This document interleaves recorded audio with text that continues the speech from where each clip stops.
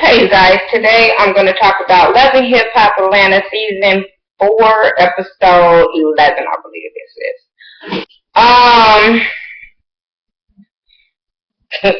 It was a boring ass episode. I'm ready. I don't know why by the end of the episode I'm ready for next week and then I don't get to see what I really want to see. So I'm just kind of over Love and Hip Hop a little bit. But it starts off with Jessica Dime Piece and Jocelyn in the studio.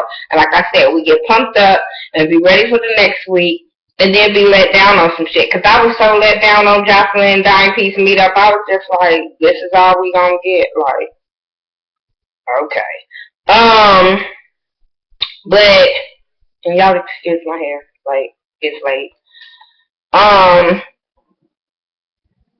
You know, she go off in there, like, and Jocelyn was like, well, I heard you was looking for me, and she was like, yeah. So Jocelyn basically wants to know, like, what's up, like, why are you been keeping, you know, talking about me or whatever, and she gonna say, Jessica gonna come in there gonna say, well, I've been trying to get a hold of you, and I thought we would kick it, and Jocelyn was like, but we never kicked it, you know what I'm saying, like, what are you talking about? Like, we haven't been homegirls. We're not homegirls. We ain't kicking it, partner. And Jocelyn, like, she was like, really, Shanetica, like, girl, you not gonna move Jocelyn. I'm just saying, especially not calling her Shanetica when we all know that she brought that name up. So you not putting her on spot whatsoever. Then she started talking about, you know, they started talking about Miami or whatever. And Jocelyn, once again, was like, we wasn't friends. And she was like, oh, so I didn't drop you off at your mama's house. Like, bitch, for real? Jocelyn was like, when I was 17, like, one time, like, and so she was like, oh, for real? So they argued back and forth. And I'm like, okay, y'all not getting nothing accomplished because everything Dime Piece is doing at Jocelyn is, to me, irrelevant, Warren. If y'all used to kick it, she don't want to kick it with you now. If you took her to her mama's house, she don't want to now. You fucking up your money because if you calling her a trick and then you putting her on blast, bitch, don't you think you about to lose a little bit of change that you wanted? So Jocelyn brought out her card. Jocelyn was like, you're my bitch. You know what I'm saying? I pay you. You know what I'm saying? You like, I pay all my hoes. And so I think she couldn't take that. Jocelyn started throwing out money at her ass, and she was like, oh, yeah, that's all you got within 4 years. And when she threw that water back at Jocelyn went around that motherfucking piano so goddamn fast, and the security knew to hurry up because it was about to be rumble in the block, well, in Atlanta. But I was ready for it. I wanted the security to move. If a bitch gonna be talking all that shit, I just want to see if she had hands. That's all I'm saying. But like I said, you messed up your own thing when you trying to put out. I don't get when girls do this. Like, bitch, now you're going to be broke. You know, Jocelyn was like, everybody fuck you now, so now what? And then Jocelyn ended up going outside to tell Stevie what happened or whatever. Stevie like, we ain't got time for that. And Jocelyn let it be known, like, you could have fucked her, but you said she was fat. I said, oh, well, everybody got different stories to this damn night. Stevie keeps saying it's foggy. So to me, he don't want to admit on camera that he fucked around with her. If he did or if they did, you know what I'm saying? Or if he didn't, because he only gonna say that it was foggy. But I feel like if something happened, I don't know. But yeah, he was like, baby, we ain't got time for this. Like, he called them ratchet bitches and shit. I was like, oh. But, you know, he got other things planned for them. So he set up he got a movie deal for them both to play in this movie called, That Time of the Month or whatever. And I'm like, and they said it's going to be a comedy. So I'm like, I'm really hoping, like Jocelyn, like it's not a period thing, but more of the time of the month of paying bills and trying to get your money up with certain things, situations. I don't know, but please let it not be about being a period. So they gonna meet up with these people in Hollywood. I'm just trying to get their little storyline out the way. So they meet up with these people in Hollywood or whatever, sign contracts, and they all excited, and she all excited. She so happy for her baby, and he gonna be doing things, and it's gonna be kind of new for him because he's not used to doing producing movies. He used to just music or whatever. So, I'm happy for him. You start off small to get something big. So I'm not mad at them. But Jocelyn, boo boo. Jocelyn is thinking this is about to be a A-lister ass movie. Everybody gonna see it.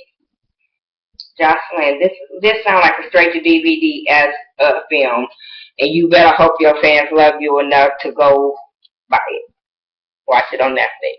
I don't know, but I just and I would be excited too. You know what I'm saying? Getting a first role in any movie, whether it's independent film, a big budget film, or whatever. But I just think that Jocelyn is thinking real big, and she's gonna be real disappointed. That's all I'm saying. So that was really basically it with them. Oh, he got a call from Diddy to start back working with him or whatever. So we gonna see how that goes. Kurt actually, Erica now, she all up in the motherfucker somebody else's business instead of her own. So we'll talk about them. Ashley had a showcase. So she invited Rashida to come, since she the VP and she almost got kicked off the label or whatever. So she invited her to come. And Rashida invites, my hair looks so dry right now. I didn't do nothing to it today, and it's irritating my spirit. So Rashida invites Erica. So then Ashley started performing. But before Ashley performed, Kirk introduced her as his sexy artist, Ashley. I said, see, this is why we can't believe the storyline with Rashida. And it's the more things that they was doing through this story, this episode, that I was like, this is why we can't believe y'all. But we'll roll with it. The girl starts singing or whatever. And she was singing to a backtrack. And I was laughing because Erica pointed that shit out. And I'm sitting there like, so Rashida, you sitting there and you're an artist and you didn't notice this girl was singing to a backtrack? We knew she was singing to a motherfucking backtrack and we wasn't even there. But Ashley is singing to her little backtrack performance. I couldn't get into it because I was with motherfucking Erica. That backtrack and that outfit threw me all the way off. But after her performance, she walks up to Rashida, wants to know Rashida's feedback, and Rashida, talked to her about the whole backtrack thing, and she think Rashida hating on her instead of giving her advice, which Rashida should have just been fucking honest with her, but she was sugarcoating the shit because she said, behind that, he did hear a voice. Okay, that's why she gonna be fucking your man or somebody, your son, somebody that you close to. I'm just saying, because you ain't gonna never see it.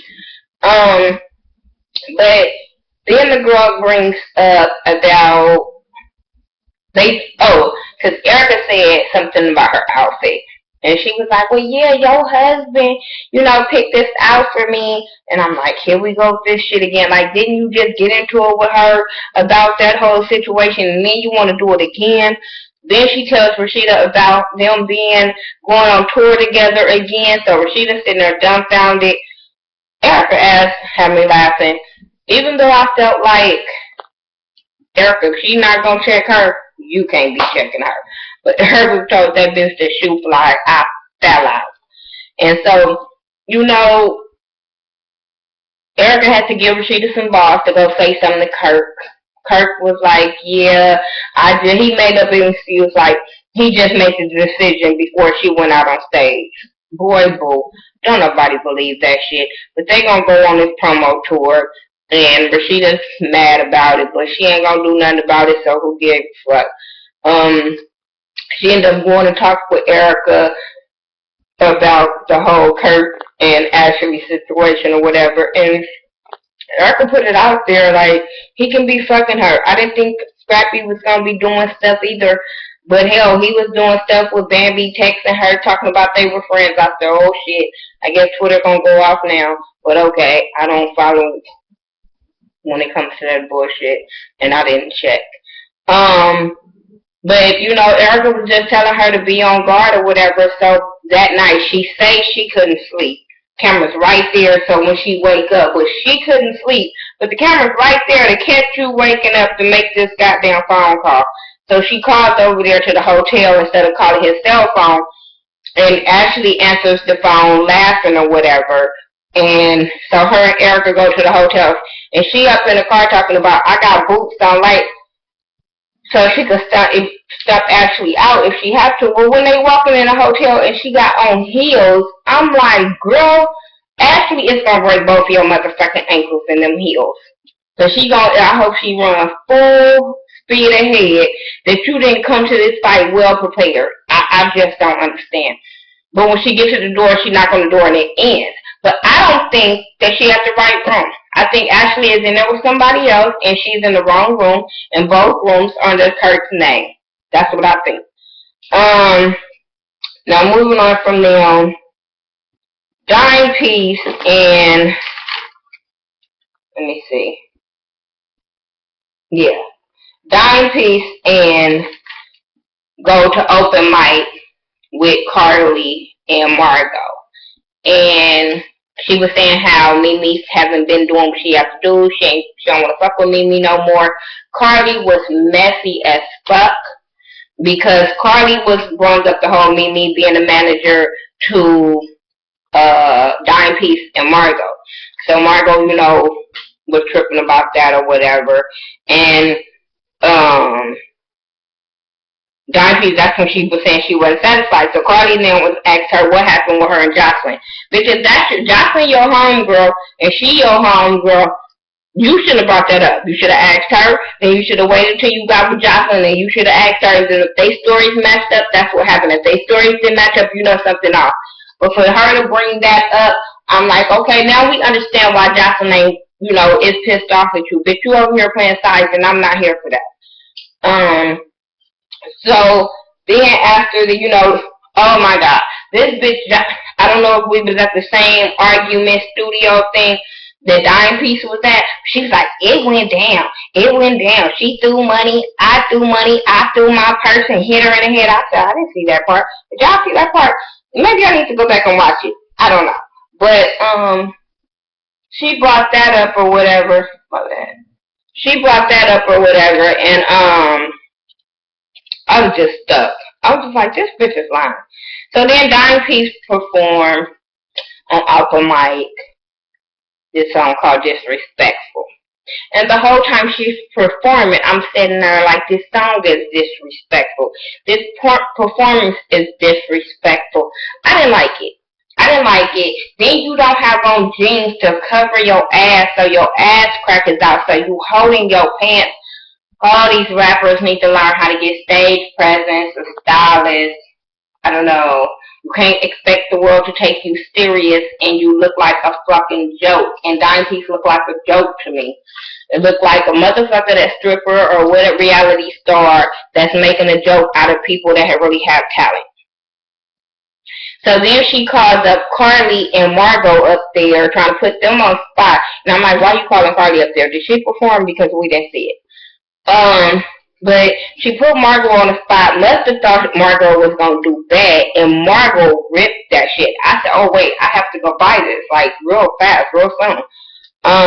But Margot did a song called Start a War, and I was so feeling her performance. And she had her music off of her phone, and that's how you be if you stay ready, you ain't got to get ready. And she was motherfucking ready, and she did what she had to do. I liked her. Then Cardi says that she's starting a goddamn record label so both of them women can do something on her label. I'm like, oh, Cardi, is you mixed with African Jamaican, the ones that have like a million jobs and shit? Are you related? Because this bitch got jobs everywhere. Is her KD related? I ain't mad at you getting money. I feel like shit, if you got time to get money, get it. But I wasn't ready. But I figured, shit, if she feel like if her music ain't getting off the ground, try something else. Everybody else got a record label around this motherfucker. I ain't mad. And then if she can get, which I doubt, but if she can get Margot on her team as an artist, Margot dope. So then Mimi meets up with Dime Piece because Dime Piece say, you know, she's not satisfied or whatever. So she was telling Mimi how she wasn't satisfied, she wasn't doing nothing. Mimi over there like, well, I had my own personal issues, but that's not here or there. No, it's not. When you a motherfucking CEO, boss, whatever, your personal issues ain't got shit to do with her. But, you know, she was lying, talking about how she got things lined up. She just ain't really told her about them. Then Dime Piece asked, was Jocelyn the reason she ain't linked up with Stevie? So then Mimi allude to Stevie, you know, not really saying it was a foggy night or whatever. And so Dime Piece figured, she gonna blame Jocelyn. So she tells Mimi her version of the drama. So then Mimi blaming Jocelyn for this drama, and I'm like, you gonna feel dumb as fuck because you need to let that artist go. She's bad for motherfucking business. I'm just saying. She's real bad for business and then lie about it. Like we just see it on fucking film. But then she brings up Don and how, Don want to manage her. And Mimi is stuck because she like, Don is not a manager. She's a booking agent. Like, what the fuck? So now Dime Piece is over here looking like, what the fuck? Because she was like, she told me she handled your sex tape. And Mimi was like, no, she didn't. When the sex tape and the phone calls started rolling in, Don wanted to be affiliated. And we saw that. All of a sudden Don wanted to get her shows and parties and shit like that.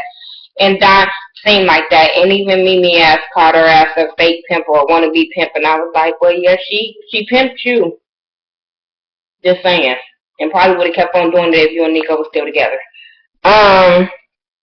So then Mimi meets up with Don, and it kind of goes totally left to me because they start talking about, Don being a manager, and Don was like, yeah, well, shit.